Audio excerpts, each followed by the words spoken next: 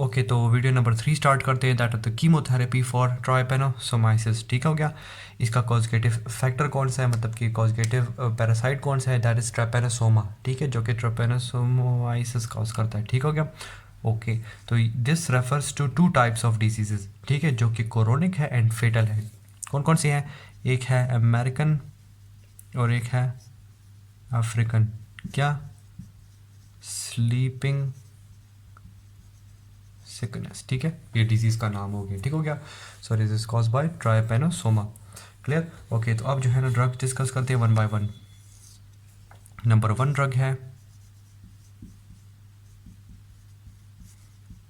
मिलारसोप्रोल। Clear. Okay, this an arsenic containing compound. ठीक है, arsenic containing compound. इसका mechanism of action क्या होगा? ये जाके बाइंड कर देते हैं टू सल्फ हाइड्राइल्स।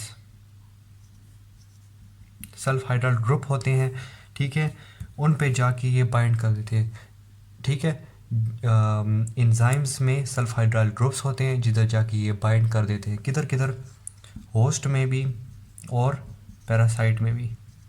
लेकिन होस्ट में ये क्या होते हैं, कम होते हैं, पैरासाइट में ये ज़्यादा होते हैं, क्योंकि हम जो है ना इसकी ड्रग की डिफ्यूजन अपने इनसाइड द सेल नहीं करवाते। ठीक है, ये सेल है, ठीक है, इसके अंदर ये गया, यहाँ पे बाइंड कर दिया, तो अब क्या होगा? It will inhibit the energy production synthesis. ठीक है, एनर्जी नहीं बनेगी तो मेटाबॉलिज्म नहीं होगा, तो सारा प्रोसेस रुक जाएगा। ठीक है, तो इसका मैकेनिज्म ऑफ एक्शन इस तरह है। ठीक हो गया। इसमें जो है ना हमारे होस्ट जो है ना हम क्या करते हैं, ये परमिबिलिटी डिक्रीज्ड है हमारे उसमें, तो हमारे में जो है ना ये एनर्जी प्रोडक्शन नहीं स्टॉप कर सकता। ठीक हो गया। रेजिस्टेंस कैसे आ सकती है? हम कैसे रेजिस्टेंस इस ड्रग से? परमिबिलिटी स्टॉप कर रहे हैं ना, तो अगर कोई पैरासाइट अगर इसकी परमेबिलिटी डिक्रीज करवा देगा इनटू द सेल, नहीं होगी परमेबिलिटी, तो ये एनर्जी प्रोडक्शन स्टॉप होगी? नो। सारी एनर्जी प्रोडक्शन स्टॉप होगी? नो। तो एनर्जी प्रोडक्शन होगी, ठीक है, स्टॉप नहीं होगी। क्लियर। ओके, तो इसकी अब काइनेटिक्स डिस्कस करते हैं। काइनेटिक्स में पहले एडमिनिस्ट्रेशन एंड एब्जॉर्प्शन। एडमिनिस्ट्रेशन क्या है? बाय स्लो आईवी, ठीक है, या फिर जो है ना ओरल भी इसका दे सकते हैं। ठीक है, ओरल।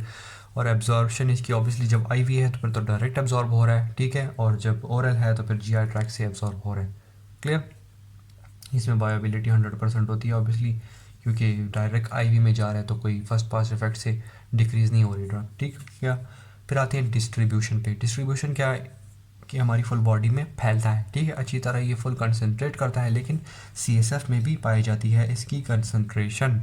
ठीक है, तो अगर ट्राइपेनोसोमा मेनिंजो इंसेफेलोपैथीज कॉज करेंगे, मतलब कि हमारे मेनिंजेस, क्या मेनिंजेस ऑफ द ब्रेन, उसकी इन्फ्लेमेशन, ठीक है, या ब्रेन रिलेटेड कोई भी इन्फेक्शन होगा तो उसमें भी ये ट्रीट कर सकते हैं, क्योंकि sufficient amount of quantity drug की पाई जाती है सीएसएफ में। सीएसएफ से फिर ब्रेन में डिफ्यूजन हो सकती है। क्लियर। डिस्ट्रीब्यूशन हो गई। अब इसकी मेटाबॉलिज्म। मेटाबॉलिज्म इसकी क्या है कि ये है मिलारसोप्रोल, इससे बन जाता है पेंटावेलेंट कंपाउंड। कौन सा पेंटावेलेंट? आर्सेनिक का। ठीक है, क्लियर। ये पहले क्या है? ट्राइवेलेंट कंपाउंड्स है, ठीक है, आर्सेनिक के। ठीक है, आप क्या बन गए? पेंटावेलेंट कंपाउंड्स बन गए, ठीक है, आर्सेनिक के। तो ये होगी इसकी मेटाबॉलिज्म। ओके, तो और मेटाबॉलिज्म होगी तब क्या होगी? एक्सक्रीट होगी। एक्सक्रीट क्या है? ये यूरिन में होगी और इसकी हाफ लाइफ बहुत ज़्यादा छोटी है। ठीक है, तो एक्सक्रीशन बाय यूरिन, और इसकी क्या है? हाफ लाइफ क्या है? कम है। समझ आ गई। तो फार्माकोकाइनेटिक्स डिस्कस हो गए। अब इसकी बात करेंगे डायनामिक्स के बारे में। ठीक है, डायनामिक्स कि मैं जगह क्लियर कर ली कि ज़रा डायनामिक्स थोड़े साइड इफेक्ट्स इसके ज़रा ज़्यादा हैं। ओके, तो इससे पहले क्या है? मैकेनिज्म ऑफ एक्शन, जो कि हमने डिस्कस कर दिया, वो ये वाला इसका मैकेनिज्म ऑफ एक्शन था। अब इसके साइड इफ़ेक्ट डिस्कस करते हैं। साइड इफ़ेक्ट में क्या है? इंसेफेलोपैथीज़ है, ठीक है, मतलब कि ब्रेन की डिसऑर्डर्स हैं। उसके अलावा हाइपर सेंसिटिविटी डिसऑर्डर्स हो सकते हैं, ठीक है, उसके अलावा फीवर, जीआई ट्रैक डिस्टर्बेंसेस, हमने क्या है ओरल एडमिनिस्ट्रेशन की थी ना ड्रग की, तो उसके अलावा उसकी वजह से ये भी आ सकते हैं, ठीक है। और उसके अलावा जो है ना नंबर 5 है हीमोलिटिक अनीमिया। हीमोलिटिक अनीमिया किन पेशेंट में? इन G6PD डेफिशिएंसी पेशेंट, ठीक है। वीडियो नंबर 2 में मैंने G6PD डेफिशिएंसी बहुत डिटेल में बता दी, तो वहाँ से देख लें, ठीक है। ओके, तो साइड इफ़ेक्ट्स हो गए, मैकेनिज्म ऑफ एक्शन तो डिस्कस हुआ है। इसके अलावा अब रह गए हैं इसके कॉन्ट्रा इंडिकेशंस, ठीक है। कॉन्ट्रा इंडिकेशंस क्या? Patients with influenza, patients with influenza, ठीक है। तो उन पेशेंट्स में ये ड्रग नहीं देनी, क्लियर। ओके, अब आते हैं नेक्स्ट ड्रग पे। ओके, तो नेक्स्ट ड्रग है दैट इज़ द पेंटामाइड इस्थ्योनेट, ठीक है। इसका जो है ना मैकेनिज्म ऑफ एक्शन पहले डिस्कस करेंगे। Mechanism of action, mechanism of action क्या है? It concentrates inside the parasite, ठीक है। और फिर जाके वो क्या करता है, डिफरेंट मैकेनिज्म करता है, या जो है ना उसको ख़त्म करेगा, उसके एनर्जी प्रोसेसेस मतलब उसके मेटाबॉलिज्म को स्टॉप करेगा, ठीक है। एनर्जी प्रोडक्शन नहीं होगी। उसके अलावा जो है ना it binds to its protein, sorry its DNA and RNA, उधर जाके उसकी डिस्ट्रप्शन कराते हैं, ठीक है। उसकी सिंथेसिस भी इंटरप्ट करते हैं, उसकी वजह से जो प्रोटीन सिंथेसिस हो रही है वो भी रुक रहे हैं, ठीक है। तो फिर इट इनहिबिट्स प्रोटीन सिंथेसिस, ठीक हो गया। और इसमें ये मैकेनिज्म ऑफ एक्शन है। तो रेजिस्टेंस कैसे आ सकती है? मैंने क्या कहा था कि it concentrates inside the drug, inside the pathogen, sorry. तो पैथोजन में कंसंट्रेट अगर नहीं होगी तो सारे काम नहीं होंगे। तो रेजिस्टेंस किस तरह होगी कि वो कंसंट्रेट एबिलिटी डिक्रीज हो जाएगी, परमिएबिलिटी लॉस हो जाएगी। ओके, तो मैकेनिज्म ऑफ एक्शन रेजिस्टेंस हो गई। अब बात करते हैं इनके काइनेटिक्स में। काइनेटिक्स में पहले एडमिनिस्ट्रेशन, एडमिनिस्ट्रेशन क्या? It is through IM intramuscular और एरोसोल स्प्रे, ठीक है। IV से हम नहीं देते कभी भी, क्योंकि आई से जो है ना सॉरी IV से जो है ना सिवियर साइड इफ़ेक्ट्स आते हैं, जो कि है sharp fall in the blood pressure, और उसके बाद जो है ना टेकिकार्डिया शुरू हो जाता है, ठीक है। तो ये इसमें की वजह से सिवियर साइड इफ़ेक्ट है, इसकी वजह से जो है ना हम IV नहीं देते, ठीक है, बिकॉज ऑफ साइड इफ़ेक्ट्स, ठीक है। ओके, तो ये हो गई इसकी एडमिनिस्ट्रेशन, और यहाँ से स्लोली एब्जॉर्ब होगी, ये तो डायरेक्ट जो है ना थ्रू रिस्पायरेटरी ही है। ओके, तो फिर आती हैं इनकी डिस्ट्रीब्यूशन। ओके, तो डिस्ट्रीब्यूशन क्या है? इट कंसंट्रेट्स इन ऑर्गन्स, कौन कौन से? लिवर एंड किडनी में जाके जो है ना कंसनट्रेट होते हैं, वहाँ से स्लोली स्लोली जो है ना इफ्यूज़ आउट होते हैं, और इसकी वजह से थोड़ी हाफ लाइफ भी इसकी थोड़ी ज़्यादा हो जाएगी, ठीक है। इसकी हाफ लाइफ क्या है? 5 डेज़ है, ठीक। अच्छा, और डिस्ट्रीब्यूशन कंसंट्रेट इन CSF, नो, ठीक है, नहीं करती कंसंट्रेट इन CSF। तो इसके लिए मेनिंगो इंसेफेलोपैथीज जो होगी, जो फर्स्ट ड्रग जो हमने पढ़ी थी उसमें जो उसमें ट्रीटमेंट के लिए दे सकते थे, लेकिन यहाँ पे नहीं रहेंगे, ठीक है, यूज़फुल नहीं है। ओके, डिस्ट्रीब्यूशन हो गई। अब बात करते हैं इसकी मेटाबॉलिज्म में। मेटाबॉलिज्म इसकी ड्रग की नहीं होती, क्लियर। ओके, तो एक्सक्रीशन स्लोली बाय यूरिन, ठीक है। स्लोली क्यों? क्योंकि हाफ लाइफ बहुत ज़्यादा है, तो स्लोली स्लोली हो रही है, तो हाफ लाइफ इसकी वजह से भी ज़्यादा है। ओके, तो काइनेटिक्स हो गए। तो अब डायनामिक्स पे बात करते हैं। डायनामिक्स में मैकेनिज्म ऑफ एक्शन डिस्कस हो गया है, ठीक है। और उसके बाद की क्या रह गए हैं? साइड इफ़ेक्ट्स रह गए हैं।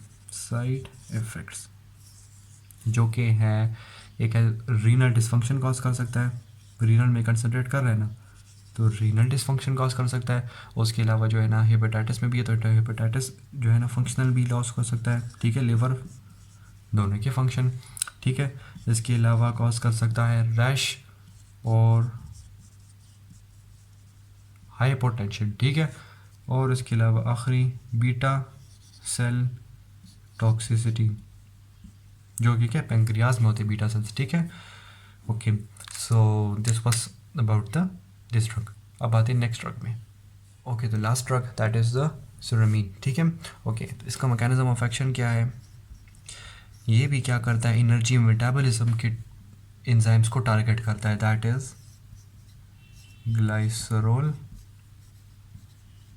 Phosphate dehydrogenase. इस एंजाइम को जाके टारगेट करता है, जो कि जो है ना इंटीग्रल पार्ट है for the metabolism of the Trypanosoma, ठीक है। तो इसकी वजह से ट्राइपेनोसाइडल एक्टिविटी है ऑफ दिस ड्रग, ठीक हो गया। मेटाबॉलिज्म ऑब्वियसली रोक रहा है, ये इसका हो गया मैकेनिज्म ऑफ एक्शन। अब आते हैं इसके काइनेटिक्स पे। काइनेटिक्स इसकी क्या, administration and absorption. IV given है तो एब्जॉर्प्शन भी इधर डिस्कस हो गई। फिर आती है डिस्ट्रीब्यूशन में, ठीक है, ब्लड में आ गई, अब डिस्ट्रीब्यूट होगी। अब क्या करेगी कि जाके प्लाज्मा प्रोटीन के साथ बाइंड करती है और यहाँ पे जो है ना बहुत देर के लिए पड़ी रहती है, इसलिए जो स्लोली वहाँ से भी डिटैच होगी, तो टाइम टू टाइम और काम करती रहेगी, तो इसकी वजह से हाफ लाइफ भी उसकी ज़्यादा है, क्लियर। और उसके अलावा जो है ना ये एक्यूमुलेट करती है in the proximal convoluted tubule of kidney, ठीक है, और उसके अलावा लिवर में भी कंसंट्रेट करती है, क्लियर, ओके। सो इसकी अब डायनामिक्स डिस्कस करते हैं। डायनामिक्स में क्या है, इसके मैकेनिज्म ऑफ एक्शन हमने डिस्कस कर दिया है, क्लियर, ओके। तो फिर इसके बाद है इसके साइड इफ़ेक्ट्स। साइड इफ़ेक्ट्स इसके क्या है, एक है शॉक, लॉस ऑफ कॉन्शियसनेस, और थर्ड है न्यूरो प्रॉब्लम्स। न्यूरो प्रॉब्लम्स कौन कौन सी हो सकती है, फोटोफोबिया हो सकता है इस बंदे को, पैरेस्थीजिया हो सकती है, और पल्पेब्रल एडिमा। पल्पेब्रल मतलब हमारे जो आईलिड्स होती हैं उनमें क्या होता है, एडिमा हो जाती है, ठीक है। पैरेस्थीजिया क्या है, नम्बनेस है, ठीक है। फोटोफोबिया क्या है, क्या मतलब कि सनलाइट में जब एक्सपोजर होती है तो स्किन क्या है, बर्निंग स्टार्ट हो जाती है, ठीक है, रेडनेस स्टार्ट हो जाएगी। तो this are the neuro effects, ठीक हो गया, ओके। और उसके अलावा जो है ना